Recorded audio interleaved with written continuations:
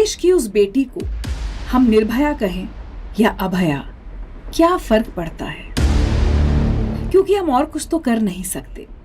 हाँ, हम सवाल उठा सकते हैं उसके कपड़ों पर, उसके संस्कारों पर, उसके चरित्र पर। हम आज उसके लिए रो भी सकते हैं, अफसोस मना सकते हैं,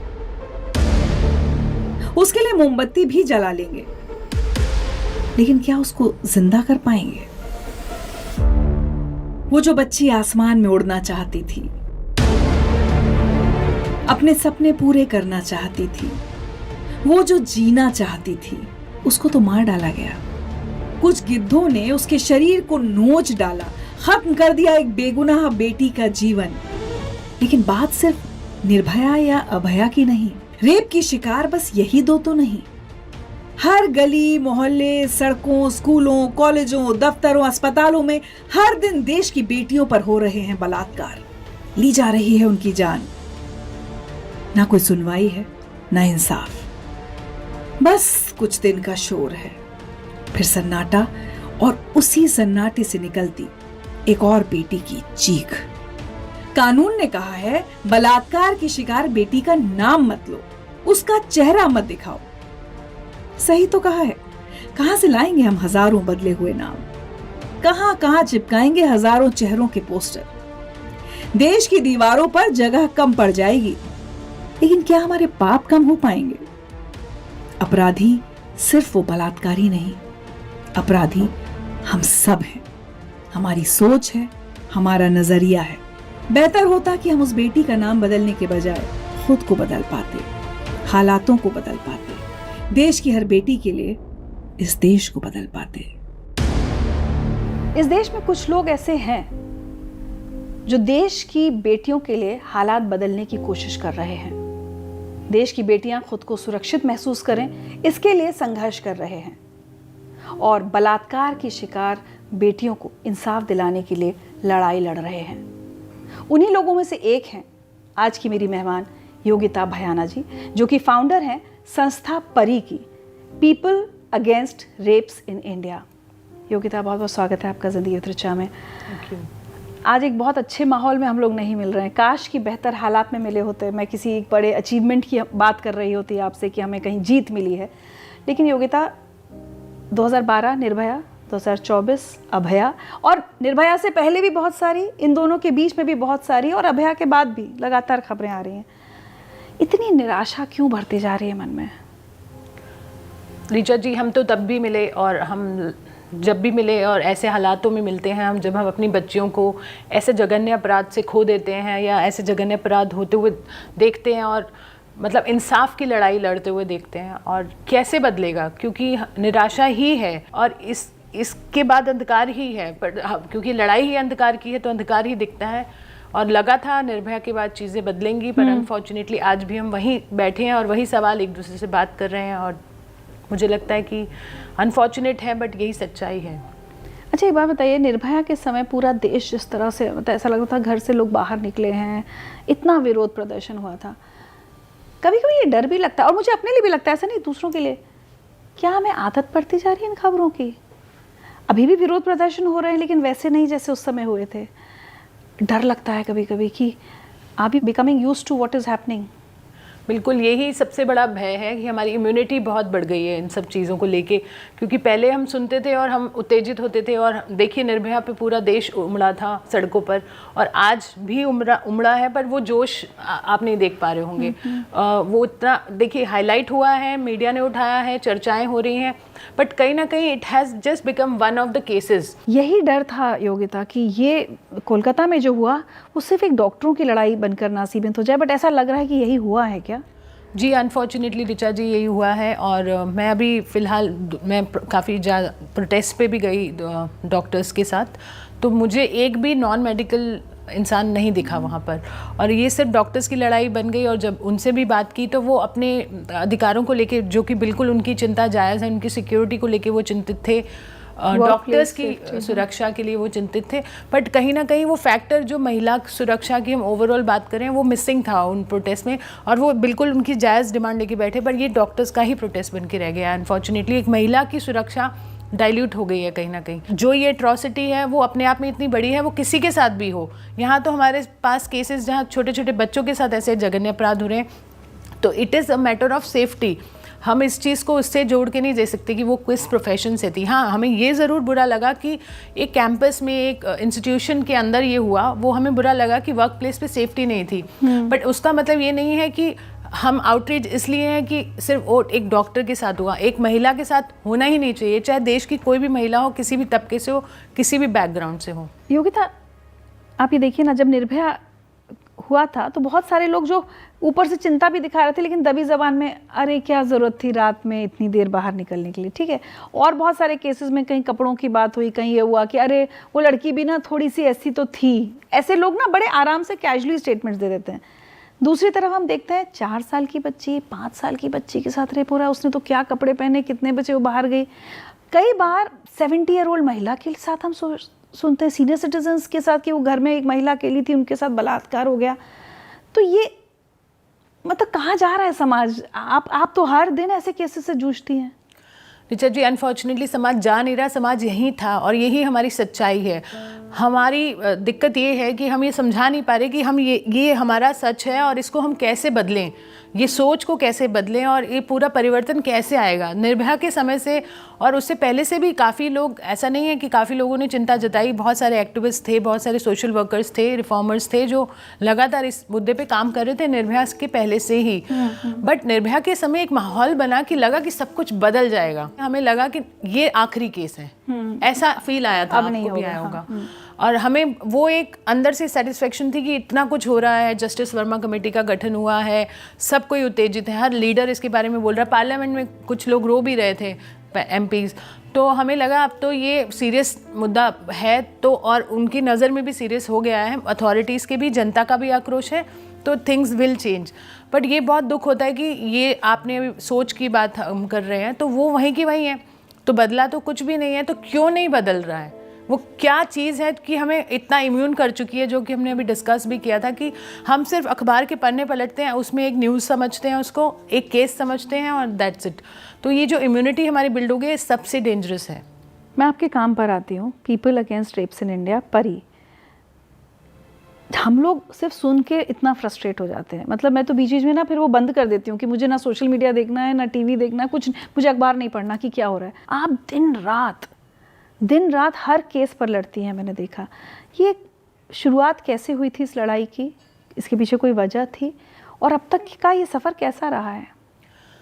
मुझे खुद नहीं पता, क्योंकि मैंने इससे निर्भया के पहले भी बहुत सारे ऐसे केसेस में वॉलेंटरी हेल्प किया बॉडीज़ को, जो सरकार की बॉडीज़ हैं। बिकॉज मैं एयरलाइन में जॉब करती थी, 2007 में मैंने अपनी नौकरी छोड़ी थी, तो मैंने सोचा कि महिलाओं के लिए कुछ किया जाए, बच्चों के लिए कुछ किया जाए। और मैंने महिलाओं के लिए ट्रेनिंग स्कूल्स खोले, जैसे उनको शिक्षा दी, ड्राइविंग की। मुझे हमेशा एक इनोवेटिव आइडिया की तलाश थी, तो जब मैंने आइडेंटिफाई करना शुरू किया तो बहुत सारी महिलाएं जो डिस्ट्रेस्ड हैं उनको मैंने अपॉर्चुनिटीज़ देने की कोशिश की, तो उनके दुख समझ में आए, उनकी समस्याएं समझ में आई।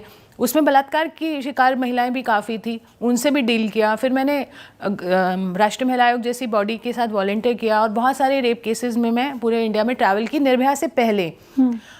और मैंने बहुत सारे rape and murder cases attend किया एज ए इंक्वायरी मेंबर जी। और पर मुझे फिर भी उसकी इतनी गहराई समझ नहीं आई जो निर्भया केस में मुझे समझ में आया। निर्भया के बाद ऐसी हेल्पलेसनेस जो फील हुई ना, क्योंकि पता नहीं लगा कि ये मेरे साथ भी हो सकता था, ये वाली फील जो आई थी वो निर्भया केस से आई थी। देश की हर लड़की को आई थी जी, तो महिला बहुत डिस्टर्ब हुआ था मन, और सबका ही हुआ था, ऐसा नहीं है कि, और पुरुषों का भी हुआ, ऐसा नहीं कि मैंने बहुत सारे पुरुषों को आंदोलन में देखा और वो भी बहुत डिस्टर्ब थे, रो पड़ते थे। पर मैं ये निर्भया केस से क्या जुड़ा हुआ मुझे नहीं मालूम, पर हम सबका ही हुआ। मीडिया ने भी उसको बहुत जस्टिफाई किया, अपना पूरा रोल निभाया मीडिया ने, hats off to media, highlight किया। मेडिकल प्रोफेशनल्स, बिकॉज वो मेडिकल फील्ड से थी, वो आए, आम जनता आई, आम महिलाएं निकल के, छोटे छोटे बच्चे जंतर मंतर पे आए, तो वो बहुत बड़ी मूवमेंट थी और बहुत ऐसा आक्रोश हमने ज़िंदगी में नहीं देखा था। और चीज़ें बदलने की जो होप थी वो वहीं से जगी थी। मैं उस समय उसी मॉल में थी जब वो निर्भया उस मॉल से निकली, मैं भी वीकेंड पे वहाँ थी और उसी समय वहाँ से निकली हूँ। बस फ़र्क ये था कि मैं अपनी गाड़ी में निकल के आई, और जब मैंने निर्भया के बारे में सुना तो मैंने कैलकुलेट किया, तो we must have cross the path. और ज़्यादा मुझे उत्तेजित हुई कि ये मेरे साथ भी हो सकता था। जस्ट बिकॉज मेरे पास एक प्राइवेट कार थी, ड्राइवर था, तो मैं घर आ गई। और इन को क्या स्ट्रगल करनी पड़ी एक ट्रांसपोर्ट लेने के लिए, और वो बस में उनके साथ ऐसा हो गया। तो मुझे कहीं ना कहीं वो भी जुड़ाव था कि जब मैंने हेडलाइंस देखी, मैंने न्यूज़ में ही देखी, और फिर that's how the whole thing started कि मुझे लगा कि ये किसी के साथ भी हो सकता है। आंदोलन में लगभग अगर मैं बोलूँ प्रतिशत वाइज तो 80% पुरुष आते थे लगातार, जो आते रहे। तो ये एक मिथ है कि कहें कि ये सिर्फ महिलाओं की लड़ाई है या महिलाएं ही मतलब इसको लड़ेंगी, ऐसा नहीं है। मोस्ट ऑफ द टाइम मैंने ये देखा है कि पुरुष भी इक्वली सेंसिटिव है इस मुद्दे को लेकर। तो फिर वो कौन है जो रेप कर रहे हैं, वो कहाँ से आ रहे हैं? मुझे ये सवाल बार बार कचोटता है कि अगर मेरे पास 100 में से 80 वॉलंटियर पुरुष हैं या बॉयज़ हैं या मेन हैं, तो वो जो कर रहे हैं अपराधी हैं, वो कहाँ हैं, कौन है सीरियसली? तो क्या कोई जवाब मिलता है कभी इसका आपको? नहीं, अभी तो हम सवालों के सारे जवाब हम ढूंढ ही रहे हैं कि करें क्या ऐसा कि ये जो सोच जो है ना, वो पितृसत्ता सोच है, वो सिर्फ लिमिटेड नहीं है कि वो पुरुष की सोच को बदलता है। कहीं ना कहीं जिस घर से ये बच्चे आते हैं, लड़के आते हैं, जो ये परपटेटर्स हैं, वो किसी माँ के तो कोख से निकले हैं, या किसी माँ ने तो उनको पाला है, किसी बहन के भाई हैं। पूरा हम उसका बीड़ा उनको नहीं दे रहे हैं कि वो संस्कार वही देंगी, पर आते तो वो किसी परिवार से। क्या है मतलब, वो क्या सोच है जो उनको ऐसा करने के लिए मजबूर कर देती है? और पता है क्या योग्यता, आजकल एक चीज़ और हो गई है। पहले हम सुनते थे रेप, बहुत बुरा लगता था। अब जिस तरह से जिस विभत्स तरीके से उन लड़कियों को मार डाला जा रहा है, चाहे निर्भया हो ये, तो मुझे कभी कभी ये डर लगता है कि सोसाइटी को कहीं रेप एक हल्का क्राइम ना लगने लगे, क्योंकि ये इतना ख़राब आ गया है कि ऐसा लग रहा है कि अरे कोई रेप विक्टिम जिंदा तो है, यहाँ तो मार दिया। ये कितनी खतरनाक सिचुएशन है कि एज अ सोसाइटी आपको कोई एक बहुत बड़ा अपराध कम लगने लगे compare to these brutal crimes. कैसे मारा है कोलकाता की बच्ची को? अनफॉर्चुनेटली हो चुका है ऋचा जी। मैं कन्फेस करना चाहूँगी कि ये इम्यूनिटी इतनी ज़्यादा हो चुकी है कि अब हमें वो खबर लगती है जहाँ हत्या हो जाए, और वो भी बहुत ब्रूटल तरीके से होती है, तो वो खबर बनती है। बलात्कार एक आम खबर बन चुकी है और एक आम मसला बन इस पर तो कोई लड़ता भी नहीं, ना कोई मीडिया खबर उठाता है किसी। बहुत ही अनफॉर्चुनेट हुआ ये, बट ये हो चुका है हमारी सोसाइटी में। बलात्कार एक शब्द बन के रह गया अनफॉर्चुनेटली। क्या डेटा है आपके पास इस समय? देखिए, अगर एनसीआरबी की बात की जाए तो हम बार कोट करते हैं, हर 16 मिनट में एक रेप होता है, वो रिपोर्ट होता है। आप ये समझिए, हर महिला लड़की नहीं आती पुलिस थाने कंप्लेन। हम इसको आंकड़ों में बयान कर ही नहीं सकते। अब आप क्या सीमा तय करेंगे कि पेनिट्रेशन हो गया, क्या वो रेप को मानेंगे? क्या आप उसको नहीं मानेंगे जिसने बुरी तरह से छुआ, स्टॉकिंग, घूरना? अब ये सारी चीज़ें तो हम काउंट ही नहीं करें, तो बहुत माइल्ड हो गई हैं। और 4 दीवारी की बात कैसे करें? क्योंकि 80 से 90% केसेस तो जो हो रहे हैं वो 4 दीवारी के अंदर इंसेस्ट है, या आप बोल सकते हैं ये बच्चियों के साथ जो शोषण हो रहा है वो घर की 4 दीवारी में अपने ही घर के लोग कर रहे हैं। वो कहाँ बाहर आएंगे? उनको कैसे आप नंबर्स और आंकड़ों में बांटेंगे? तो मैं इन आंकड़ों में नहीं जाती हूँ ज़्यादा, क्योंकि आई डोंट बिलीव। मैंने एक RTI डाली थी सारे सरकारी हॉस्पिटल्स में। बहुत सारी सर्जरीज हमारे सरकारी हॉस्पिटल्स में बच्चों की, छोटे बच्चों की होती हैं, प्राइवेट पार्ट्स की, क्योंकि after they rapes they have to be operated, जो रेप की कैटेगरी में नहीं डाली जाती। मैंने RTI डाली कितनी सर्जरीज हुई सरकारी हॉस्पिटल में, वो आंकड़ा और FIR registered in the hospital, क्योंकि वो है, वो मैच ही नहीं किया कहीं। एक दिन में अस्पताल चुपचाप कर देते हैं जी उसको, क्योंकि माँ बाप नहीं बताते हैं। वो बताते ही नहीं कि बलात्कार से हुआ या खेलते हुआ चोट लग गई। मुझे डॉक्टर ने खुद सामने से बताया कि आप मैम इस पर कुछ कीजिए, मैं तो सरकार में हूँ, मैं कुछ नहीं कर सकता। ये मुझे खुद इसने झकझोर के रख दिया। जब मैंने ये खुद ये समझा ये फैक्ट को मैंने, तो मुझे भी लगा कि ये तो क्या हम अंधकार में जी रहे हैं। ये तो मतलब सच में हम कितनी दूसरी दुनिया में जीते हैं, बबल में जी रहे हैं अगर मैं बोलूँ तो।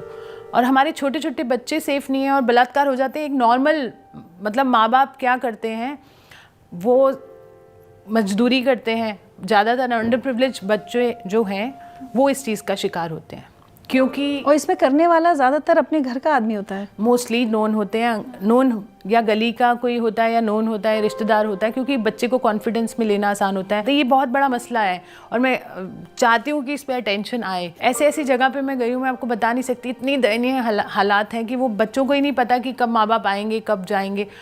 और वो इतने वनरेबल हैं कि उनको कोई भी उठा के ले जाता है। तो ये स्थिति है। और जब माँ बाप घर लौटते होंगे उनके लिए ठीक है, ये बहुत बड़ा शौक है, बट वो उनके पास समय नहीं है कि अगले दिन काम पे जाना है। अगर काम नहीं किया, दिहाड़ी नहीं मिलेगी, फिर वो दूसरे बच्चों को नहीं खिलाएंगे, तो उनको फिर डिस्करेज किया जाता है कि रिपोर्ट मत करो, हॉस्पिटल में जाके इलाज करा लो। कितनी बार हमने इनकरेज करके रिपोर्ट करा भी दी, हम तक अगर आ गया तो। और ये बात आपको एक डॉक्टर ने बताई, सरकारी अस्पताल के डॉक्टर ने? जी रेचल जी, मुझे एक डॉक्टर थे जिनसे मुझे जान पहचान हुई, क्योंकि मैं एम्स हॉस्पिटल में बहुत विज़िट करती थी। मैं हॉस्पिटल का नाम भी बता देती हूँ। और मैं एक बलात्कार पीड़िता को मिलने के लिए लगातार जा रही थी, तो वहाँ से मुझे गलती से मैं वो रूम नहीं ढूंढ पाई उसका, तो मैं दूसरे रूम में चली गई, तो वहाँ एक बच्ची अनअटेंडेड पड़ी थी। इतनी प्यारी बच्ची थी और शी स्माइल्ड एट मी। तो मैंने ऐसे ही पूछा क्या कोई सर्जरी हुआ है या क्या हुआ, तो नर्स ने मुझे बताया कि इसका बलात्कार हुआ है। 4 साल की बच्ची थी। तो उसका चेहरा मैं भूल नहीं सकती हूँ अभी भी। तो मैं तो दूसरी बच्ची को मिलने गई थी जो रिकवर करी थी, गांधीनगर की गुड़िया, अगर आपको याद होगा। फिर मैंने कहा इसकी माँ बाप कहाँ हैं, तो उन्होंने बोला तो वो तो नहीं आए जब से एडमिट किया है, 2 दिन हो गए। तो मैंने कहा ऐसे कैसे नहीं आई, ये अकेली है? तो कह रहे हाँ अकेली। तो मुझे बहुत ज़्यादा अंदर से मेरा मतलब दिल दुख गया ये बात सुन के कि इसके पास कोई नहीं है। तो मैं रुकी, मैंने कहा कब आएंगे? तो बोला शायद माँ आएगी अभी थोड़ी देर में, वो काम पे जाती हैं फिर आती हैं। तो माँ आई, मैंने इंतज़ार किया। तो मैंने उनसे पूछा क्या हुआ, उन्होंने बताया कि किसी ने बलात्कार किया और अभी सर्जरी हो गई है, शी इज़ रिकवरिंग। तो मैंने पूछा कि आप आते क्यों नहीं? तो बोल रही है कि बाकी बच्चों को भी तो देखना है मुझे, और मैं आज काम पे नहीं जाती तो मैं खा नहीं पाती। 1 दिन पहले बलात्कार हुआ है और वो काम पर है, और वो नहीं जाएगी तो बाकी बच्चों को कैसे खिलाएगी? फिर मैंने लगातार वहाँ जाना शुरू कर दिया, वॉलंटियर करना शुरू कर दिया, क्योंकि मुझे ये समझ में आ गया कि मैं एक को मिलने गई, दूसरी मिल गई, तो आप सोचिए कितना बड़ा ये पूरा इतना नंबर्स आते होंगे वहाँ पर। तो मैंने डॉक्टर से बातचीत शुरू की। उनमें से एक डॉक्टर ने रोते हुए मुझे बताया, एक दिन फ़ोन आया कि मैम आप तो रेगुलर आती हैं, मैं उनका नाम नहीं ले सकती हूँ, पर उन्होंने मुझे बोला आप रेगुलर आती हैं, ये तो आपने देखे जो बलात्कार में कन्वर्ट होकर हमारे पास FIR एज आते हैं, हमारे पास बहुत सारे केसेस आते हैं जिनमें हमको पता है बलात्कार हुआ है, ना माँ बाप बोलने को तैयार हैं क्योंकि उनको पुलिस उसमें नहीं पड़ना है, और पुलिस भी डिस्करेज कर देती है, पास पड़ोस वाले कॉम्प्रोमाइज़ करा देते हैं, और वो बच्चे को बोलते हैं चोट लग गई। अब वो चोट लग गई तो प्राइवेट पार्ट से खून तो नहीं आ सकता, बट वो 90% केसेस में वो यही है, और सर्जरीज़ होती हैं। तो फिर मैंने RTI लगाई सारे हॉस्पिटल्स में, और सर्जरीज़ के नंबर्स मैच किए FIR में, बहुत बड़ा गैप था। तो आप ये सोचिए कितनी बड़ी समस्या है, और ये ज़्यादातर अनअटेंडेड बच्चे हैं जो माँ बाप घर पे छोड़ के चले जाते हैं। तो योगिता, बहुत सारी ऐसी बच्चियाँ हैं जो ऐसे में मर जाती होंगी, पता नहीं चलता होगा। जी बिल्कुल, नेचुरल डेथ करके उनको, या फिर कवर अप करके, क्योंकि हर कोई दबाने छुपाने में लगा हुआ है। छुपाना हल नहीं है, आपको निकाल के देखना पड़ेगा, सफाई करनी पड़ेगी, वो गंदगी आ कहाँ से रही है उसको अटेंड करना पड़ेगा। तो अनफॉर्चुनेटली निर्भया से अब तक हमने सिर्फ सफाई नहीं की है, सिर्फ गंदगी को छुपाया है। हमें ये टाइम आ चुका है कि हमें समझना ये कितनी बड़ी प्रॉब्लम है। ये आप सोचिए, हमारे बच्चे सेफ नहीं हैं, हम महिलाएं तो अपनी टेस्टिमनी देती हैं या आके बयान दे दें। मैरिटल रेप्स कितने होते हैं? बट कम से कम वहाँ अकाउंटेबिलिटी फिक्स हो सकती है कि किसने किया है। फिर केसेस लंबे चलते हैं, उनकी स्ट्रगल है, मैं उस चीज़ को डिनाई नहीं करी। बच्चे तो बोल भी नहीं पाते किसने किया, और वही इंसान जाके फिर दूसरी बच्ची का बलात्कार करता है। और लड़कों का भी इक्वली हमारे पास केसेस आते हैं। तो मतलब हमारे देश के ना बच्चे सुरक्षित हैं, ना महिलाएँ सुरक्षित हैं। अगर अब निर्भया के पहले की तो क्या ही बात करें, निर्भया के बाद की बात करते हैं, उतना फ्रस्ट्रेशन आपको और कौन से केस में हुआ? मुझे ओवरऑल फ्रस्ट्रेशन तो यही है कि कुछ क्यों नहीं बदल रहा। मैं तो रोकथाम के लिए फ्रस्ट्रेटेड रहती हूँ। केसेस में तो हमें फ्रस्ट्रेशन होता ही है, हर केस में आप देखेंगे कहीं ना कहीं इतनी मतलब दुख होता है और इतना फ्रस्ट्रेशन होता है कि लगता है कि अब यही करते रहे तो ज़िंदगी निकल जाएगी, पर केसेस तो रुकेंगे नहीं। अभी लास्ट वीक हमारे दिल्ली के गाज़ियाबाद से सटे हुए मेरठ से 2 साल की बच्ची का, आप फ़ोटो और वीडियो देख के तो आप घबरा ही जाएं, आप देख ही नहीं सकते क्या बुरा हाल किया उन दरिंदों ने। और आज तक अरेस्ट नहीं हुआ, अभी तक 1 महीना हो गया। बच्ची वो तो मार दिया उसको ऑन स्पॉट, और नहीं पकड़े गए। हमने फॉलोअप किया पुलिस से, तो वो पहले उन्होंने बोला कि क्योंकि कावड़ का सीज़न है, हम बिज़ी हैं प्रबंध में, तो हम जल्दी उसको गिरफ्तार करेंगे। फिर थोड़ा समय दिया, अब 1 महीने से ऊपर हो चुका है और आज भी वो गिरफ्तार नहीं हुआ। और पता है कल्प्रिट कौन है? ऑलमोस्ट पता है, क्योंकि किसी से फादर का झगड़ा हुआ था एक रात पहले और उसने थ्रेट किया था, तो बहुत ओपन एंड शट केस है कि उसी ने किया होगा। उसको बुलाया इन्होंने, फिर छोड़ दिया, बोला कि अभी जब थोड़ा कावड़ सीज़न ख़त्म होगा फिर प्रॉपर इंटेरोगेशन करेंगे। उनके पिताजी ने हमें रीच आउट किया, तो वो साइट पे भी आज तक एविडेंस कलेक्शन करने पुलिस नहीं गई है। हमने दोबारा अभी बच्ची का पोस्टमार्टम कराया, अभी दोबारा फिर से, क्योंकि हमने बॉडी को बरी किया करवाया था, तो फिर से निकलवा के पोस्टमार्टम अभी 3 दिन पहले हुआ है। तो बहुत ज़्यादा ऐसे फ्रस्ट्रेशन होती है। वो छोटी सी बच्ची का शरीर देख के तो आप सोचिए क्या, कौन ही रह सकता है। राजस्थान में एक 3 महीने पुरानी बात है, और एक मूक बधिर बच्ची जो कि बोल नहीं सकती, सुन नहीं सकती, उनका बलात्कार होता है और उनको जला दिया जाता है।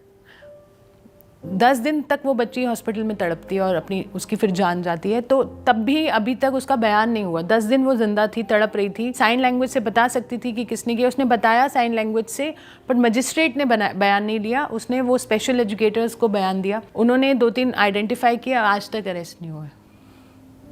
पर वो चली गई और 3 महीने होने को आए हैं।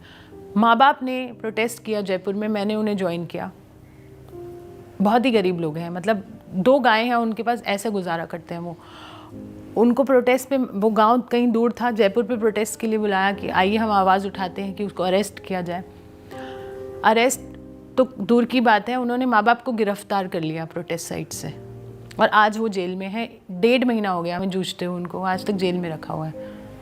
प्रोटेस्ट करने के लिए बच्ची चली गई और 2 छोटे बच्चे हैं। वो माँ बाप मामा सबको अरेस्ट कर लिया, जो प्रोटेस्ट पे थे सबको अरेस्ट कर लिया। ये सब हमारे नाक के नीचे हो रहा है और हमारे देश में हो रहा है, और हम क्या ही बड़ी बड़ी बातें करें। मतलब मैं तो ये सब देख के तो फ्रस्ट्रेट, ऋचा जी, होना जायज़ है। उत्तराखंड की निर्भया हमारी मतलब बच्ची थी जो गुड़गांव से कॉल सेंटर में जॉब करके लौट रही थी। ये निर्भया अगर 2012 दिसंबर की बात, तो ये 2012 फरवरी की बात है, और ये गुड़गांव में नौकरी करके लौट रही थी, अपनी पहली सैलरी लेके लौट रही थी। और जैसे वो घर के सामने थोड़ा आइसोलेटेड पैच था, अपनी दोस्तों के साथ थी, उन्हें गाड़ी में ड्रैग करके गाड़ी में ज़बरदस्ती लिया गया। लाल रंग की इंडिका में वो उन्होंने ड्रैग किया, उसको बलात्कार किया, बहुत बुरी तरह से उसको प्रताड़ित किया, और रेवाड़ी में जाकर कहीं उसको फेंक दिया। और जब उसकी फ्रेंड्स ने खुद आके बताया कि इस तरह से उसको खींच के, तो एफआईआर नहीं कर रही थी पुलिस, पहले तो ढूंढ ही नहीं रही थी। उन्होंने बहुत टाइम वेस्ट किया। नेक्स्ट डे जब बहुत प्रेशर बिल्ड हुआ, बहुत कम्युनिटी आ गए, प्रोटेस्ट करने लगे, तो आरोपी पहले गिरफ्तार हुए इंडिका कार की उस पहचान से। आरोपियों ने फिर पूछताछ की गई उनसे, तो उन्होंने बताया कि हमने उसको, वहाँ पर एक गांव है रेवाड़ी में, वहाँ पर हमने खेतों में उसको ऐसे ऐसे करके हमने फेंक दिया। तो वहाँ से उनको लेके जाया गया आरोपियों को, पिता भी गए इनके बच्ची के। वहाँ फील्ड में देखा बच्ची की लाश पड़ी है, लेके कौन गया? आरोपी। और आज वो आरोपी एक्विटल पे आ गए सुप्रीम कोर्ट से। हालांकि सेशन कोर्ट ने उन्हें फांसी दी, 3 आरोपी, हाई कोर्ट ने फांसी दी, सुप्रीम कोर्ट ने फांसी को माफ़ कर दिया। माफ़ मतलब एक्विटल कर दिया कि आपने किया ही नहीं। क्यों? क्योंकि जब वो गाड़ी, जिस गाड़ी में वो बलात्कार हुआ, उसको सील करना पुलिस भूल गई, तो सर्कमस्टेंशियल एविडेंस की कमी के कारण। और जो फोरेंसिक का हमने जांच किया, फोरेंसिक का जो जांच का जो सैंपल था, वो पुलिस स्टेशन में पुलिस की गलती से 48 घंटे पड़ा रहा।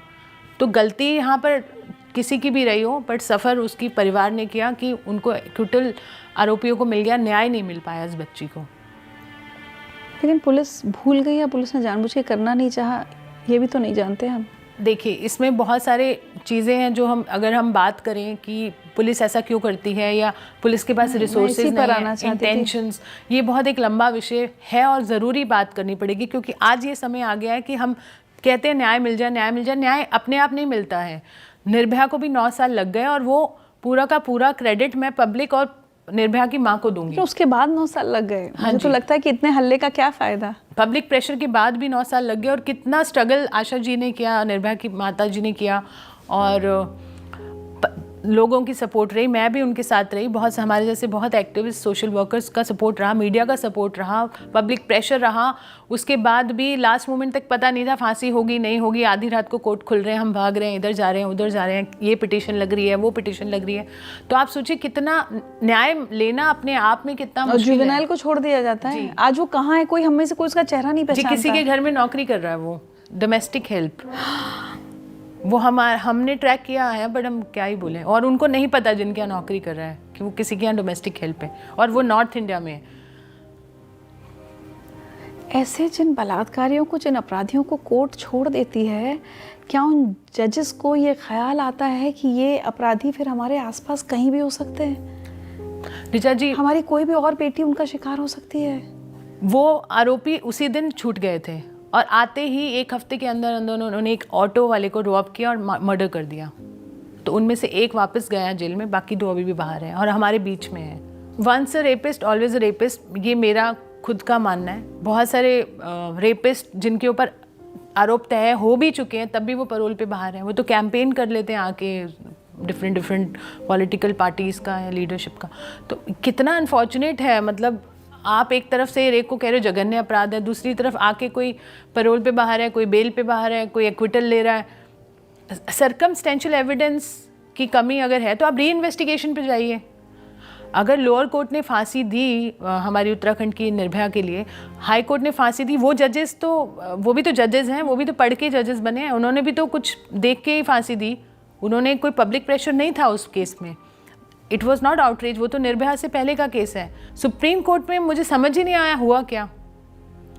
एक्विटल, सीधा एक्विटल, लाइफ इम्प्रिजमेंट में कन्वर्ट होता तो हमें समझ में आता। और देखिए निकलते ही उन्होंने जब ये किया, फिर हमने अपील लगाई कि देखिए उसने आते ही हत्या कर दी है, इसका मतलब वो उसी प्रवृत्ति का है, तो बाकी 2 पे रीट्रायल शुरू किया जाए। वो हमारी पिटीशन रिजेक्ट कर दी गई और अब वेट करेंगे जब तक कोई दूसरा अपराध नहीं होगा। हो गया, अपराध तो हो ही गया। मतलब ये जो बचे हुए 2 हैं, ये भी कोई अपराध करेंगे तब कोर्ट जाएगी। पक्का इन्होंने आके कुछ ना कुछ बलात्कार या ऐसी हत्या जैसे अपराधों को अंजाम दिया होगा, पर उन्हें हमें पता ही नहीं ना, क्योंकि कोर्ट्स के पास कहाँ टाइम है। वो जाएगा तो लोअर कोर्ट में जाएगा, सेम नाम जाएंगे, किसको पता चलेगा।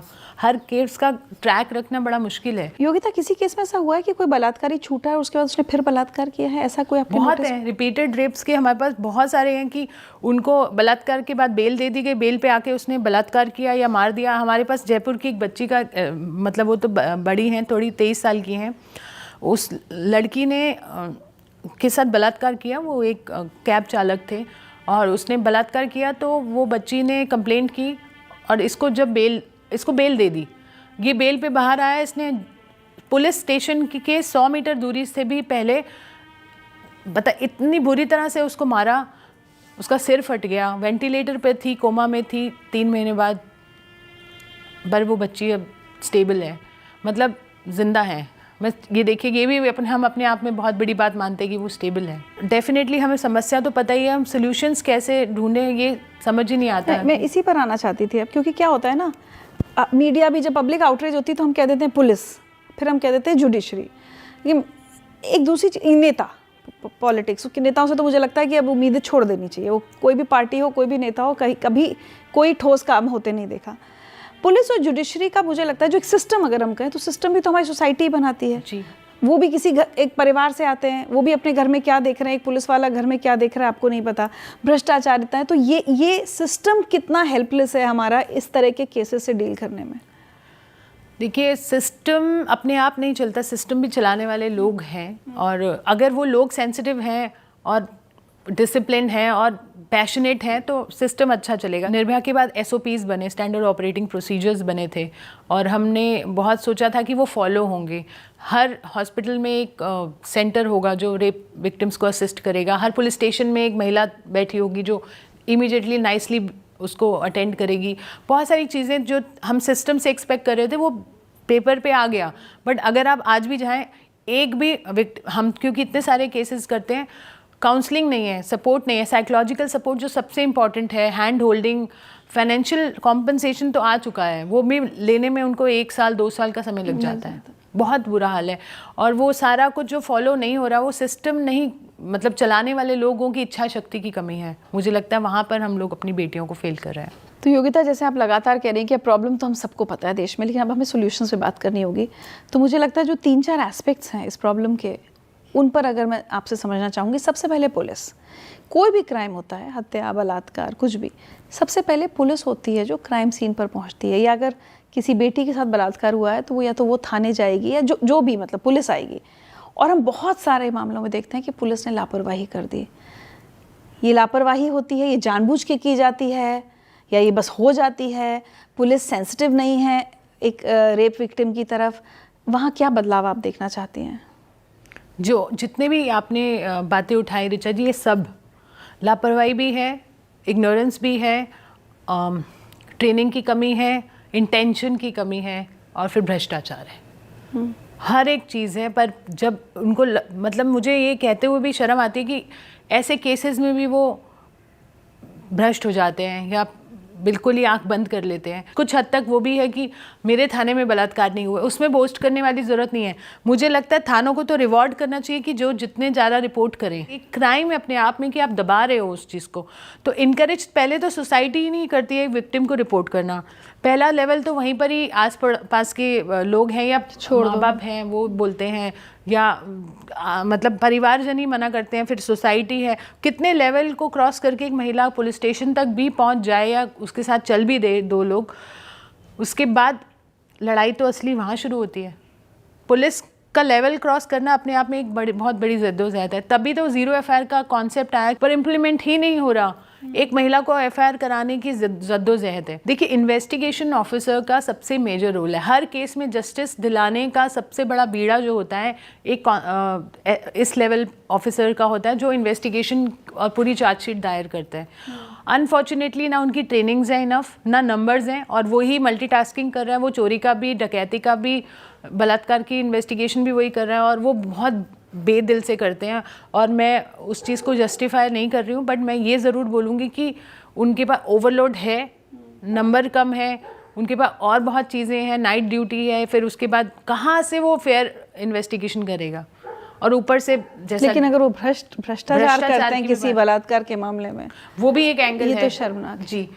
तो बहुत सारे फैक्टर्स हैं, और सारा का सारा केस जो है रिलाई करता है इन्वेस्टिगेशन ऑफिसर की रिपोर्ट पे, क्योंकि जज भी जो है वो पन्ने पलट के वो एक एक चीज़ जो पढ़ते हैं वो प्रेजेंट कौन करता है? वो पुलिस करती है। फिर क्रॉस एग्जामिनेशन, विटनेस, वो सब होता है, बट बेस जो है, उसका जो बेस रखा जाता है, जो उसकी नींव रखी जाती है, वो इन्वेस्टिगेशन ऑफिसर के द्वारा रखी जाती है। और अगर उसने मिस रिप्रेजेंटेशन कर दी तो जस्टिस तो मिलेगा ही नहीं। मैं आपको एक केस बताती हूँ ऋचा जी।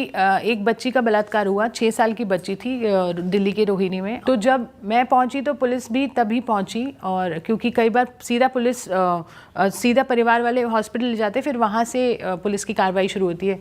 तो पुलिस ऑफिसर इन्वेस्टिगेशन के लिए आए, और एविडेंस कलेक्शन भी वहीं होना था। बच्ची के कपड़े कलेक्ट करने थे, तो वो समझ नहीं पा रहे थे कि किस में कलेक्ट करें। आप मानेंगे, जिसमें सब्जी पड़ी थी वो उसको खाली किया गया, क्योंकि उनके पास वो भी इक्विपमेंट, वो इक्विप्ड ही नहीं आए थे, नहीं है एविडेंस कलेक्शन के लिए। और निर्भया के बाद डिफाइन किया गया था, एविडेंस कलेक्शन किट की बात की गई थी जो लॉन्च होनी थी, जो आज तक कहीं नहीं है। पैसे खर्च हुए हैं उस पर। अच्छा। हाँ, और वो आई भी है, वो कहाँ है मुझे नहीं पता, वो कहाँ है। उसमें ग्लव्स होते हैं या टूल्स होते हैं, तो जो कहाँ भी है वो कहाँ है मुझे नहीं पता। वो अनफॉर्चुनेटली ये बहुत एक बड़ी समस्या है। और ये देखिए कि उसने पॉलीथिन को खाली किया, सब्जी की पॉलीथिन को, और उसमें अगर उसने एविडेंस कलेक्ट किए हैं, वो एविडेंस फिर फॉरेंसिक जाएंगे तो क्या मिलेगा उसमें?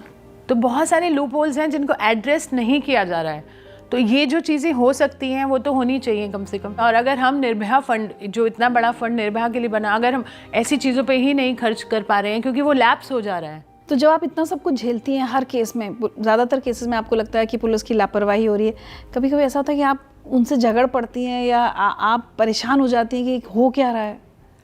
देखिए, तो बाय नेचुरल सेटिंग जो आप कह सकते हो वो होता है, आउटरीच जो होता है वो हो जाता है। मुझे कई बार, मैंने झगड़े तो मेरे रेगुलर होते ही हैं, कई बार मैं उनकी समस्या भी समझने लगती हूँ। पता नहीं, मुझे लगता है कि कई बार वो कुछ मुझे बोलते हैं तो मैं समझती हूँ कि वो मतलब वो जब जस्टिफाई करते हैं तो मुझे उनका एंगल भी समझ में आता है कि जहाँ पर 40 पुलिस वाले होने चाहिए वहाँ 4 हैं और वो सोए नहीं हैं 4-5 दिन से, और फिर मैं उससे एक्सपेक्ट कर रही हूँ कि आप मुझे अच्छी रिपोर्ट बना के दो और वो मुझे अगर कल आने को बोल रहा है तो मैं कहीं ना कहीं मैं दुविधा में भी फंस जाती हूँ कि मुझे फिर उनकी समस्याएं भी समझ में आने लगती हैं। फिर ओवरऑल सिस्टम रिफॉर्म्स की हम बात करने लगते हैं या सोचने लगते हैं तो फ्रस्ट्रेशन तो होता है at one given point of time, but अब मैं उस लेवल पे सोचने लगती हूँ कि उनको क्या सुविधाएं मिलें कि वो हमें जस्टिस की तरफ लेके जाएं। प्रैक्टिकली वो भी उनकी प्रॉब्लम्स भी समझना ज़रूरी है, अदर देन इंटेंशन वाला। अगर हम इंटेंशन और भ्रष्टाचार, ये इंटेंशन भी भ्रष्टाचार से ही मोटिवेटेड है, वो एंगल अगर छोड़ दें और वो जेन्युइन जो बाकी सारी चीज़ें उनकी इश्यूज़ हैं वो हैं, तो वो वहाँ पे मुझे लगता है, नहीं तो बहुत फ्रस्ट्रेशन होती है। बहुत बार झगड़े हुए हैं हमारे, और कई बार बहुत अच्छे पुलिस वाले भी हमें मिले हैं जिन्होंने इमीडिएट एक्शन किया और बहुत एपैथी के साथ उन्होंने केसेस को अटेंड भी किया, बट बहुत रेयर। बट कई बार ये भी दिख रहा होता है कि आपको समझ में आता है कि सामने वाला पैसा खा चुका है पुलिस वाला और सारा केस घुमाया जा रहा है। बिल्कुल। एक बच्ची का यहाँ पर 23 साल की लड़की थी, वो बहुत ही एक मतलब सिंपल घर की, उनके पिता नहीं थे, बिहार से थी, और यहाँ पर उनके पिता की डेथ हुई तो माँ के साथ यहाँ पर नौकरी करके अपने बाकी बहन भाइयों का पालन पोषण कर रही थी। स्कूल में टीचर थी। ये भी रोहिणी के आगे का केस है।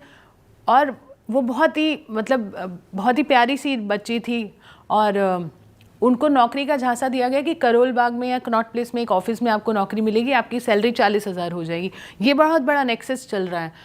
और उसने मना किया कि नहीं, मैं ठीक हूँ, मैं स्कूल में टीचर हूँ, मेरे लिए ठीक है। तो उसको फिर बार बार ल्योर किया गया, वो ट्रैप में आ गई। और डे 1 पे जब वो यहाँ पर रिपोर्ट के लिए बोला गया, करोल बाग में उसको बुलाया गया, पहले एक सीपी में किसी ऑफिस में भेजा गया। It was human trafficking nexus, Connaught place के एक ऑफिस में वहाँ पर भेजा गया।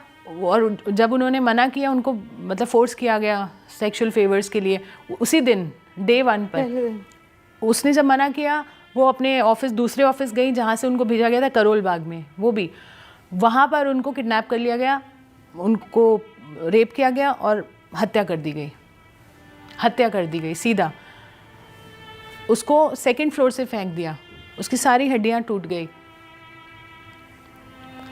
और जब मैं क्राइम सीन पर पहुंची, क्योंकि मुझे जब पता चला, मैं खुद वहां पहुंची, तब तक वो हॉस्पिटल में दम तोड़ चुकी थी अपना।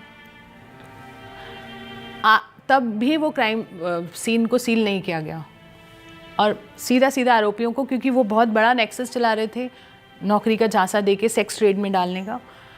तो जब हमने SHO से पूछा तो उन्होंने, हमको दिख रहा था कि वो केस को बॉच्ड अप कर रहा है, पूरा सामने से दिख रहा है, ना सील किया, ना अरेस्ट किया, ना कुछ किया, उन्होंने सुसाइड करवा दे दिया। एक बच्ची जो पहले दिन नौकरी पे गई, वो शाम को सुसाइड कर लेगी। उन्होंने पूरा केस को उस तरफ लेके जाने की कोशिश की, पूरा। सोचो फैमिली का क्या हुआ। विडो माँ, आप देखिए कितना बुरा हाल उनका हुआ। और आज भी हम लड़ रहे हैं उस बच्ची की केस के लिए, बट पता नहीं न्याय क्या ही मिलेगा जब एविडेंस ही कलेक्ट नहीं हुए। अब मैं खुद जाके एविडेंस कलेक्ट नहीं कर सकती थी, उसको सील तक नहीं किया गया उस घर को। कोई भी मतलब आ जा रहा है, CCTV कैमरास थे, क्लियर कट इंडिकेशन थी, वो आज तक कलेक्ट ही नहीं किए गए। तो अब बताइए, अब सिस्टम से कितना लड़ लेंगे। जब हमने प्रोटेस्ट किया पुलिस स्टेशन के बाहर, हमें बिल्कुल मैनिपुलेट कर दिया गया। सोचिए, मैं तो दिन रात इस पे काम करती हूँ, मुझे बैठे बैठे उन्होंने ब्रेन वॉश कर दिया कि नहीं मैम, केस ट्रैक पे है, उसने सुसाइड किया। वो तो बाद में धीरे धीरे हमें सब फैक्ट्स, जब मैंने जाके लोगों से बात की, उन्होंने कहा चिल्लाने की आवाज़ आ रही थी सुबह, शाम को वो आई। ये हमारी पर्सनल इन्वेस्टिगेशन में आ गया और ये पुलिस ने उसको सुसाइड का रूप दे दिया सामने। तो आप सोच सकते हैं कि कितनी मैनिपुलेशंस हैं, हम जैसों को वो चला देते हैं। आप सोचिए। अगले एस्पेक्ट पर आते हैं, जुडिशरी। जी भाई, जैसा आपने कहा कि जजेस तो वो देखेंगे जो एक IO ने रिपोर्ट लिख दी है, और अगर पुलिस उस केस को ख़राब करना चाहती है तो ख़राब कर सकती है, अगर ठीक करना चाहेगी, सॉल्व करना चाहेगी तो हो जाएगा। लेकिन मुझे एक और तकलीफ़ है कि हम पुलिस पर, नेताओं पर, सब पर सवाल उठा सकते हैं, हम जुडिशरी के फैसलों पर सवाल नहीं उठा सकते। Do you feel help is there? Judiciary में क्या होना चाहिए? सबसे ज़्यादा हेल्पलेस मुझे आती ही वही है जब जुडिशियल लेवल से हमें निराशा मिलती है, या बेल मिल जाती है, या एक्विटल मिल जाता है। और एक्विटल तो हमारे एक केस में हुआ, बाकी में सज़ा कम कर दी जाती है या गुड बिहेवियर के बेस पे, जैसा 20 साल की सज़ा को 10 कर दिया, 15, बहुत सारे केसेस में ऐसा भी हुआ है। तो बहुत निराशा होती है कि इस वाले अपराध पर, जघन्य अपराध है ये, और उसको उसी तरह से देखा जाना चाहिए कि बलात्कारी को कोई माफ़ी नहीं होनी चाहिए, मुझे लगता है। अच्छा, आप ये देखिए 3 अलग अलग जजेस हैं, वो तीनों के फैसले अलग अलग क्यों होते हैं? क्योंकि उनकी इंटरप्रिटेशन है खुद की। तो एक ह्यूमन इंटरप्रिटेशन की वजह से एक विक्टिम को जस्टिस मिलता है और एक को नहीं मिलता है। भ्रष्टाचार वहाँ पे देखिए इन केसेस में तो अभी तक मैं कुछ नहीं कह पाऊँगी, बट मैनिपुलेशन बहुत है। क्योंकि मैंने ये उत्तराखंड की निर्भया के केस में देखा, बहुत पॉलिटिक्स थी, क्योंकि मैंने बाद में बहुत इस पे जांच की कि ये क्यों हुआ। एविडेंस कलेक्शन तो वो एक रीट्रायल पे जा सकता था, या फिर हाई कोर्ट ने जब फांसी दे दी तो इन्होंने क्यों एविडेंस पे इतना फोकस किया। ये पूरी पॉलिटिक्स हुई है इस केस में, पॉलिटिक्स हुई है, भ्रष्टाचार का। बचाया है 3 लोगों को जो बाहर आके, जिनमें से एक ने किसी का मर्डर किया। अब और अभी जुडिशरी और पुलिस शायद इंतजार कर रही है कि बाकी 2 भी किसी का मर्डर कर दें, किसी की जान चली जाए या किसी का बलात्कार हो जाए, उसके बाद वो उनको जेल हो चुका होगा बलात्कार। तो जिस तरह के वो लोग थे, जो एटीट्यूड था, उसमें से 2 सगे भाई थे, वो जिस तरह से बोस्ट कर रहे थे कि हमने ऐसे किया, उसके साथ वैसे किया। उन्होंने अपनी टेस्टिमनी में, जो कि एडमिसिबल नहीं है कोर्ट में, उन्होंने बहुत बोस्ट करके बताया कि हमने उसके, जब वो चिल्ला रही थी और हमें गालियाँ दे रही थी, तो हमने यहाँ पर उसकी ब्रांडिंग कर दी कि तुम, मतलब they wrote that she is a slut here on her chest. उनमें मारने के बाद भी उतनी उत्तेजना थी कि उस बच्ची को पाले से, गरम पाले से उन्होंने ब्रांडिंग कर दी। इतने गंदे वो, मतलब दरिंदे थे वो, और वो सोचिए हमारे बीच में हैं। मैं ये सोच के मेरे को कुछ होता है कि वो एक बार भी उनके मन में थॉट नहीं आई जजेस के, जिसने गरम गरम पानी से मारने के बाद लिख दिया। तो जज को नहीं पता ये बात? पता है, उनको पता है, सब कुछ पता है। तो क्या कह के छोड़ा उनको? उनको बोला कि of course benefit of doubt, circumstantial evidence की कमी है, और सर्दी के दिन थे, बच्ची की बॉडी डेरिएट नहीं हुई, क्योंकि फरवरी थी, कितनी ठंड थी। अगर आप किसी शरीर को आप फ्रीज कर देते हैं तो वो शरीर नहीं सड़ता। तो जज ने, मैं थी उस हियरिंग पे, तो उन्होंने देखा ये तो बॉडी बहुत फ्रेश और सुंदर लग रही है। ये जज ने बोला? जी, सुप्रीम कोर्ट। और उन्होंने बोला ये लग नहीं रहा कि इनके साथ ऐसा कुछ अभी हुआ है, ये मतलब 2 दिन पहले हुआ है, ये तो बहुत फ्रेश और सुंदर लग रही हैं। ये फ़ोटो देख के बोला लड़की की।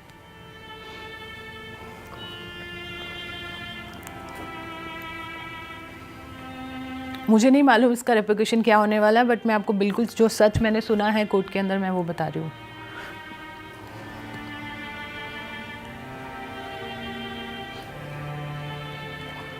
और कोर्ट के अंदर जो वकील भी बहुत तरह की, जो बलात्कार की शिकार बच्ची बच भी जाती है, महिला, जिस तरह से विक्टिम शेमिंग कोर्ट में होती है, हमने तो सिर्फ सुना है, मतलब मैंने कभी देखा नहीं है। वो देखा है आपने? वो जी, विक्टिम शेमिंग के नाम पर मतलब बहुत ही इसको इनसेंसिटिवली डील किया जाता है कोर्ट्स में भी। मतलब it's is like another case. लड़की है, वो विटनेस है अपने केस की, she is just a witness in a case. उसके साथ कोई सेंसिटिविटी से बिहेव नहीं किया जाता। और जो कि मूवीज़ में भी दिखाते हैं, बार बार वही सवाल पूछे जाते हैं एग्जैक्टली वैसे ही पूछे जाते हैं जैसे दामिनी फिल्म में दिखाया था। और बहुत सब कुछ ऐसा चलता है जैसे नॉर्मल कोई केस चल रहा हो। देयर इज़ नो सिंपैथी, दिखती नहीं है, या वो दिखाते नहीं है, मुझे नहीं मालूम है, या प्रोफेशन ऐसा है, उन्हें बताया जाता है कि न्यूट्रल रह के देखना है, मुझे नहीं मालूम। बट कौन रह सकता है ऐसे? निर्भया के समय तो मैंने सारी हियरिंग्स अटेंड किया, और वहाँ पर मतलब it was dealt like a case. And कई बार तो ठाके मारे जाते थे, कुछ बात पे किसी को हंसी आ जाए, सामने वाले वकील ने कुछ ऐसा बोल दिया तो सब हंस रहे हैं। तो बहुत सारी बात पे ऐसा हुआ। आशा जी पे क्या गुजरती होगी? बहुत। वो मेरे साथ ही बैठती थी, हम लोग उनको तो देखिए, सबसे बड़ा दुर्भाग्य एक बात बताऊं मैं आपको हमारे कोर्ट्स का, most of the victims are from Hindi speaking belt, और सारी की सारी प्रोसीडिंग अंग्रेजी में होती है। कितना आपको पता ही नहीं आपकी बेटी के केस में चल क्या रहा है। वो किरण के पिताजी, जो बच्ची हमारी चली गई, वो मुझसे बार बार पूछते थे क्या बोला अभी इन्होंने। एक बार तो ये उत्तराखंड की बच्ची के केस में सुप्रीम कोर्ट में जो सामने वाला आरोपी का एक और वकील था, 3 थे, तो एक वकील थे, उन्होंने बोला कि मारा ही तो है, पीसेस तो नहीं किए, कोर्ट में बोला। और इस बात पे भी जज ने उसको ऑब्जेक्ट नहीं किया कि तुमने ऐसा बोला क्यों। It is very insensitive to speak like that. ये आरोपी का वकील बोला? हाँ जी। तो मुझे जब मैंने थोड़ा सा वहाँ कोशिश की बोलने की तो मुझे बिठा दिया गया। तो बच्ची के पिताजी ने मुझे बोला ऐसा क्या बोल दिया उसने कि आप इतना गुस्से में आ गई। मैंने उनको बाहर आके बताया कि ऐसे बोला कि मारा ही तो है, पीसेस तो नहीं किए, तो माफ़ कर दीजिए इन्हें। It is not heinous because he raped and killed, he did not chopped her. And वो वकील का स्टेटमेंट रिकॉर्ड पर है और हमने मांगा कि इस आदमी को वकालत करने का कोई हक नहीं है। बट मुझे हैरानी ये हुई ऋचा जी कि जज साहब ने भी उसको टोका नहीं कि तुमने इतनी इनसेंसिटिव स्टेटमेंट क्यों दी। ये ऑन रिकॉर्ड चीज़ें मैं आपको बता रही हूँ। क्या हम बात करते हैं इंसाफ की? कहाँ इंसाफ मिलेगा हमारी बेटियों को? हमको, मैं बेटियों की क्या बात कर रही हूँ, किसी भी महिला को।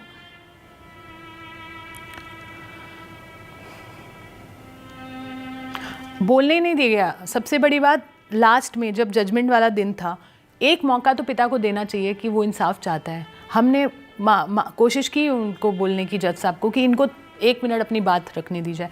उन्होंने बोला इट विल डाइवर्ट बिकॉज इनका कोई रोल नहीं है इसमें, ये स्टेट वर्सेस केस है, he has no role to play, he can't speak. हमने उनको पुश किया कि आप आगे जाके अपनी बात रखिए, तो उन्होंने बोला मेरे को मेरी बेटी के लिए इंसाफ चाहिए। तो उनको बोला गया आप बैठ जाइए। जिसकी बच्ची इतनी तड़प के इतने दुख से चली गई, they can't even speak in the court.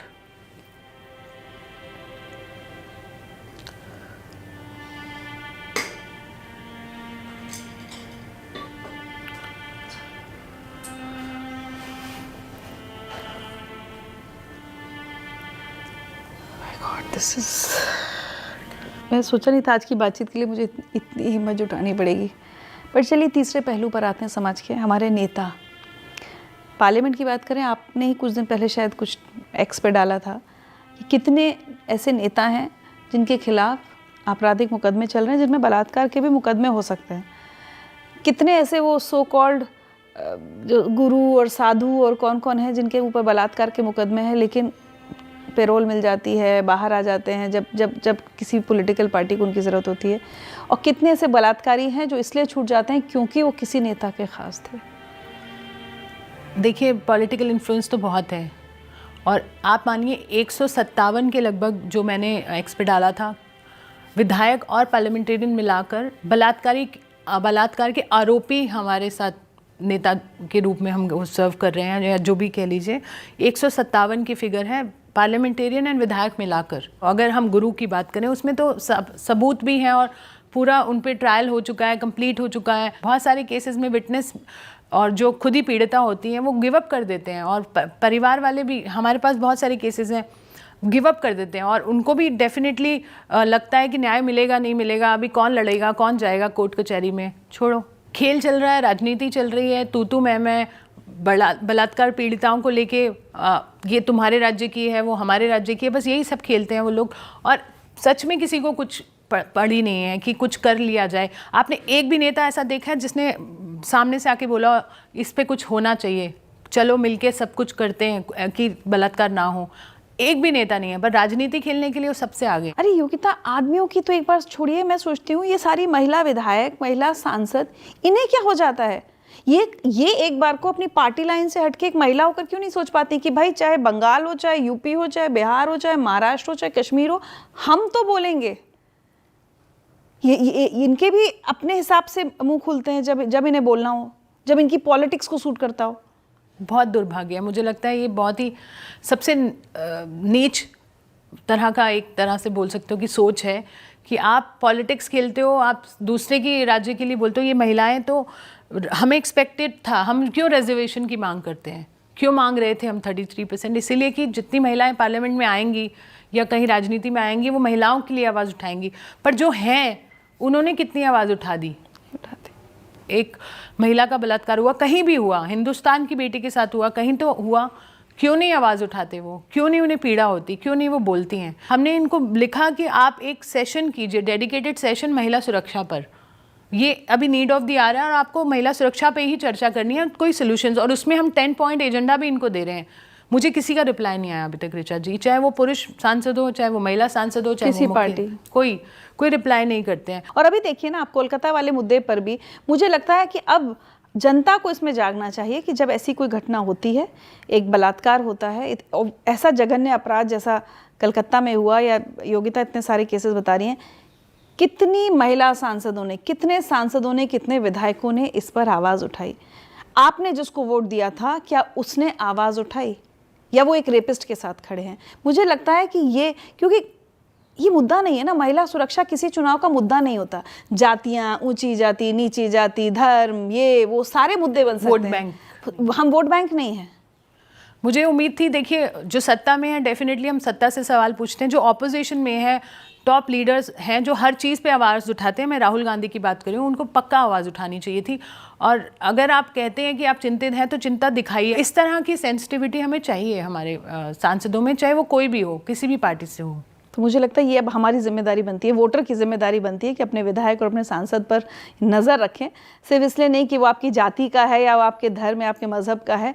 आप ये देखें कि जब महिलाओं के खिलाफ कुछ हो रहा है, जब आरजी कार जैसा या निर्भया, अभया या ऐसा कोई भी जघन्य अपराध हो रहा है, तो आपका चुना हुआ प्रतिनिधि क्या कर रहा है, क्या वो बोल रहा है या नहीं बोल रहा।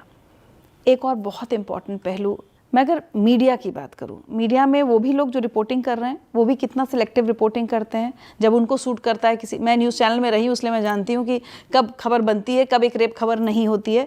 और दूसरा, OTT कंटेंट, फिल्में जिस तरह की आ रही हैं, एनिमल का नाम हम खुल के ले सकते हैं, OTT कंटेंट भी जिस तरह की गाली, जो कुछ भी हो रहा है। बहुत लोग कहते हैं कि आजकल हर एक के मोबाइल फ़ोन पर ये सारा पॉर्न अवेलेबल है। क्या ये मीडिया आपको कितना बड़ा फैक्टर लगता है और इसमें क्या सुधार हो सकता है? देखिए, सबसे बड़ा रोल हमारे हिंदुस्तान के जो भावनाओं को जगाने का करते हैं वो बॉलीवुड तो करता है। 100% हम इन्फ्लुएंस होते हैं। तो मुझे लगता है ये मेजर उनकी रिस्पॉन्सिबिलिटी बनती है कि उस चीज़ को राइट डायरेक्शन में रखें। और जब पता है इतने सारे केसेस हो रहे हैं और पता है कि हम आइडियल मानते हैं ऐसे ऐसे कलाकारों को, तो कम से कम उन्हें तो ऐसा नहीं करना चाहिए। और मीडिया हाउस की आपने बात की, media houses they definitely have a role to play कि आपको वो, जब मैं खुद जाती हूँ और मुझे बहुत बुरा लगता है कि हम इसको डिबेट्स बोलते हैं, महिला सुरक्षा पर डिबेट। ये महिला सुरक्षा पर डिबेट नहीं हो सकता, डिस्कशन करिए। आप डिबेट कैसे कर सकते हैं? और फिर वो तू मैं और वही जाहिलपंती, मैं खुद उसका हिस्सा बनती हूँ तो मुझे बुरा लगता है। पर मुझे लगता है कि कहीं ना कहीं आवाज़ पहुँच रही है तो मैं उस आवाज़ के नाते जाती हूँ। मैं क्योंकि पार्टी, किसी भी पॉलिटिकल पार्टी का हिस्सा नहीं हूँ, बट मुझे दुख होता है। पर क्या करें, मुझे तो कोई ना कोई केस बताना है और मुझे उस पर अटेंशन लानी होती है तो मैं जाती हूँ। ये भी एक बात मानने लायक है कि मीडिया की वजह से कम कुछ केसेस को जस्टिस भी मिल जाता है या हाईलाइट हो जाते हैं। बस उतना तो मैं बोलूँगी, बट थोड़ा और सेंसिटिविटी की ज़रूरत है। और अपने मतलब से नहीं कि आज कोई खबर नहीं है तो रेप की खबर चला दी, या आज उसकी TRP चाहिए तो उस तरह से वो नहीं करना चाहिए। रेगुलेशन की बात की जाए, OTT पे कुछ भी परोस रहे हैं वो लोग। और आपको मालूम है अननेचुरल सेक्स इतना बढ़ गया है, हमारे पास मैरिटल रेप के इतने केसेस आ रहे हैं क्योंकि उसमें नॉर्मलाइज कर दिया है।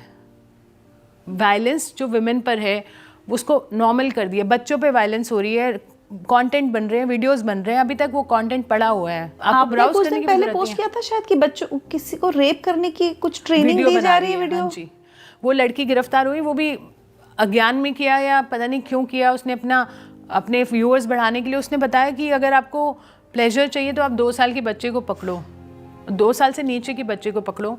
और मतलब बहुत ही वीडियो एक लड़की बना रही थी जी, वो 22-23 साल की यूट्यूबर है और उसने बहुत ही मतलब बेहुदा चीज़ की। वो अरेस्ट भी हुई, वो छूट भी गई, क्या ही बोले। और उनके जैसे अनेकों हैं जो इस तरह का काम कर रहे हैं। चाइल्ड पोर्नोग्राफी का कंटेंट है। मेरे पास अभी कुछ बच्चों की कंप्लेंट आई है कि उनको एक तरह के गिरोह में फंसाया जाता है, फिर उनसे मांगी जाती हैं वीडियोस बना के दो। ये पूरा का पूरा माफिया चल रहा है और ये सरकार की नाक के नीचे चल रहा है और उनकी साठ गांठ में चलता है। किसी भी सरकार, कोई भी राज्य सरकार हो या स्टेट या सेंटर की, उनको पता है ये सब चल रहा है। कम से कम ये सब चीज़ों पे तो रेगुलेशन आनी चाहिए, इमीडिएट रेगुलेशन की ज़रूरत है। और मुझे कहते हुए भी ये लग रहा है कि हम इसको भी मांग रहे हैं, ये तो होना ही चाहिए था। आज तक पोर्नोग्राफी कंटेंट, जो बच्चों की सेक्सुअल वीडियोस जो कि बैंड है, उसके भी जो बनाते हैं और अभी भी अपलोड करें, गिरफ्तारी नहीं हुई आज तक किसी की। इस लड़की की हुई गिरफ्तारी, वो भी छूट गई, जल्दी छूट गई, मतलब कुछ नहीं, कुछ bail, on the spot bail. और जो मैंने जिक्र किया, मैंने देखी नहीं क्योंकि इतना सुन लिया, इतना पढ़ लिया, एनिमल फिल्म, और मैंने ज़्यादातर महिलाओं का जो भी लिखा हुआ पढ़ा मैंने, तो यही था कि अगर आप इस तरह की फिल्मों को प्रमोट करेंगे और ऐसी फिल्में हिट होंगी तो ये समाज की भी सोच को दर्शाती है कि हम कैसी फिल्में पसंद कर रहे हैं। और उसकी पार्ट 2 आ रही है और लोग अभी वेट करें, अभी से ईगरली वेट करें वो क्या दिखाने वाले हैं। उस फिल्म को मुझे भी देखना पड़ा अनफॉर्चुनेटली, क्योंकि मैंने इतना कुछ सुन लिया था और मुझे लगा जब तक मैं देखूंगी नहीं मैं कमेंट कैसे करूँगी। एग्जैक्टली। तो मैंने जब देखी तो मुझे लगा कि ये तो बिल्कुल नॉर्मलाइज कर दिया है वायलेंस को, मतलब ठीक है, जस्टिफाइड है, anything you do against your own wife और your girlfriend, it is justified. पर लोगों को वो समझ ही नहीं आ रहा, उनको वो एंटरटेनमेंट फैक्टर दिख रहा है, वो चीप थ्रिल दिख रहा है, वो लाफ्टर दिख रहा है या वो कैरेक्टर दिख रहा है, बट वो ये नहीं दिख रहा है इसका डीप इम्पैक्ट मासिस पे क्या होता है, वो नहीं दिख रहा है किसी को। 200 से 250 मर्डर्स दिखाए हैं उस फिल्म में। हम लोग देख रहे हैं क्या बच्चों को दिखा रहे हैं, और कोई गिल्ट नहीं है, guilt free, total guilt free. That's the whole problem. तो कैसे बदलेंगे चीज़ें, कैसे बदलेंगे? एक और सवाल है मेरा योगिता, चूँकि अभी हम सबसे ज़्यादा हिले हुए हैं कोलकाता में जो हुआ उस डॉक्टर के साथ, बेटी के साथ, सीबीआई जांच, फिर फास्ट ट्रैक कोर्ट, ये हमने निर्भया के समय भी देखा था। लेकिन जिस देश में फास्ट ट्रैक कोर्ट का फैसला आते आते 9 साल लग जाते हैं, ये कैसी स्पीड है? ये तो स्पीडी ट्रायल नहीं हुई। और वही अब सीबीआई जांच का कब क्या आएगा, कब क्या होगा, आपको लगता है इंसाफ मिलेगा? अगर ये इंसाफ मिल भी गया 9 साल की जद्दोजहद के बाद, क्या वो इंसाफ कहलाएगा? मेरा सवाल आपसे ये है कि क्या वो इंसाफ कहलाने के लायक है जिसके लिए आपको इतनी स्ट्रगल करनी पड़ी? और आप कहते हैं ये फास्ट ट्रैक है और आपको खुद के प्राइवेट लॉयर्स को हायर करना पड़ा, पैसे खर्च करने पड़े, आपको प्रूफ करना पड़ा ये मेरी ही बेटी थी, इसके साथ ही ऐसा हुआ है, और इतनी जद्दोजहद के बाद क्या वो इंसाफ कहलाता है? इनमें तो फिर भी 9 साल के बाद हमने उम्मीद देखी, बट बहुत सारे केसेस में तो आज तक न्याय नहीं हुआ है। और वो निर्भया के पहले के केसेस चल रहे हैं और निर्भया के बाद के 7 के केसेस हैं जो आज भी ट्रायल पर हैं, वो अभी सेशन से ही नहीं निकले हैं, सेशन कोर्ट से। तो क्या हुआ हमारी फास्ट ट्रैक कोर्ट्स का? वो सिर्फ नाम है fast track court, fast track तो फास्ट ट्रैक है ही नहीं। और अगर हम उनसे बोलते हैं कि आप जल्दी जल्दी न्याय क्यों नहीं देते या जल्दी जल्दी डेट्स नहीं देते, तो कई बार 3-4 महीने का समय तो चार्जशीट फाइल के लिए दिया जाता है, पुलिस को ही दिया जाता है। उसके बाद फोरेंसिक की रिपोर्ट्स, पोस्टमार्टम की रिपोर्ट्स, वो बहुत लंबा खर्च, एफएसएल की रिपोर्ट्स को आने में 1-2 साल का गैप है, 1-2 साल की वेटिंग है। और उसके बाद examination, cross examination, witness examination, कई बार विटनेस हॉस्टाइल हो जाते हैं, आते नहीं हैं, तो करते करते करते 3-4-5 साल तो ऐसे ही निकल जाते हैं केस में, ऐसे ही चुटकी भर।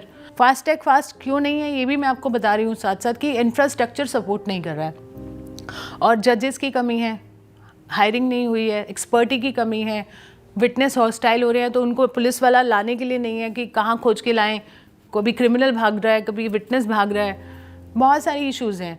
बट नथिंग कैन जस्टिफाई कि आप 10-10, 20-20 साल लगा दो।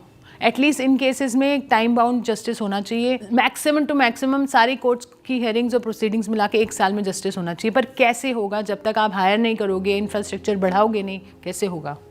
अभया के अगले दिन से आप खबरें देख रही हैं, एक मेरे ख्याल से बिहार से खबर आई, एक उत्तराखंड से आई, फिर यूपी से आई। एक भी दिन ऐसा नहीं हुआ है कि कहीं से बलात्कार की खबर ना आई हो। उधर एक कोलकाता में इतना बड़ा सब चल रहा है, उस पर सारा मीडिया का ध्यान है, और इधर रोज़ खबरें आई जा रही हैं। देखिए अनफॉर्चुनेटली खबरें तो आ रही हैं, मैं इसको एक पॉजिटिव एंगल से ये देखूंगी कि उभर के बाहर आ रही हैं, बट हमारे पास हेल्पलाइन नंबर पर उतने जला दिया जाना, कहीं रॉड शरीर के अंदर घुसा, मतलब आप समझिए ना, मतलब देख के कई बार ऐसा हो जाता है कि दिमाग काम करना बंद कर देता है, सुन्न हो जाता है, सुन्न हो जाता है दिमाग।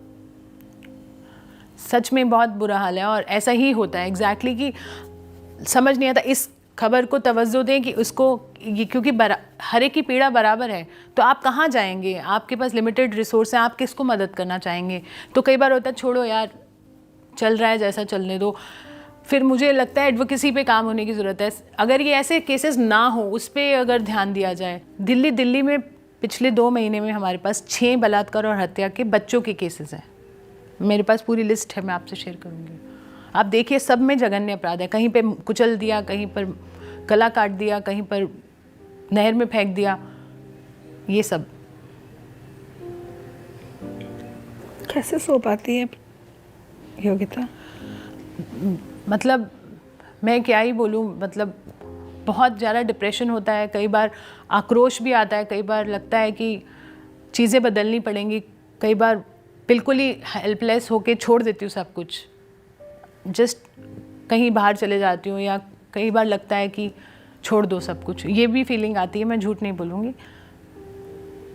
बहुत मुश्किल है, बहुत ज़्यादा। सो